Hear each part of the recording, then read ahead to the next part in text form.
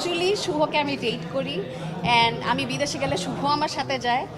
এই বিষয়টা খুব এনজয় করি, যেটা বললাম যে এটাই আসলে একজন অ্যাক্ট্রেসের সার্থকতা, যখন তাকে হচ্ছে মানুষ তার ক্যারেক্টারের নামে চিনে, ওই বিশ্বাসযোগ্যতাটা সে অর্জন করে, যে ওই ক্যারেক্টারটাই উনি। মানে আমি যে আসলে আমার যে একটা পার্সোনাল লাইফ আছে, আমি ফেসবুকে কোনো কিছু পোস্ট করলে মানুষ বলে শুভ ভাইকে দেখলে, শুভ ভাই কিন্তু দেখলে মাইন্ড করবে, বা শুভ ভাইকে বলতে হবে আপনি একা একা ঘুরতেছেন কেন, শুভ ভাই কোথায়। মানে দে ডু বিলিভ যে অ্যাকচুয়ালি শুভকে আমি ডেট করি অ্যান্ড আমি বিদেশে গেলে শুভ আমার সাথে যায়, অথবা শুভ আমাকে শপিং করে দেয়।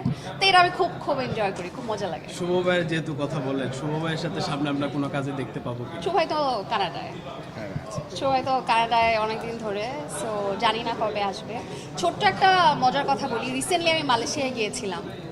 তো মানে এত ভালো লেগেছে আমার, মানে অন্তরা হওয়ার পর আমার মালয়েশিয়ায় ফার্স্ট যাওয়া, মালয়েশিয়ায় আমি পড়াশোনা করেছি, বাট অন্তরা হওয়ার পর যেহেতু প্রথম গিয়েছি, এয়ারপোর্ট থেকে শুরু করে মানে পুরাটা জার্নি আমি এত বাংলাদেশি মানুষের ভালোবাসা পেয়েছি, এবং আমার গাড়িটা পর্যন্ত এয়ারপোর্টে যারা স্টাফ, যারা কাজ করেন, আমাদের বাংলাদেশি যারা কাজ করেন এয়ারপোর্টে, আমার এত ভালো লেগেছে। ক্লিনার থেকে শুরু করে সবাই আমাকে দেখে এমনভাবে দৌড়ে এসেছে মালয়েশিয়ান এয়ারপোর্টে যে অন্তরাপু অন্তরাপু, অ্যান্ড আমার গাড়িটা পর্যন্ত তারা বুক করে দিয়েছে। মানে একদম আমি যাওয়ার আগ পর্যন্ত তারা আমার সাথে ছিল, মানে হোটেলে পৌঁছানোর আগ পর্যন্ত তারা ট্রাই করেছে যে অন্তরাপু যাতে সেফলি হোটেলে পৌঁছাতে পারে।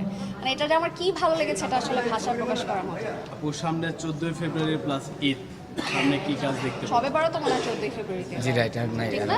জি রাইট। কি কাজ দেখতে পাবো? কাজ যেটা বললাম যে আমার ডিরেক্টর বলবে, ওইটা আসলে আমার বলার পারমিশন নেই। আমি একটা মানে ভালো কাজ দিয়েই সবার সামনে আসবো, ওইটা আসলে এখন বলতে চাচ্ছি।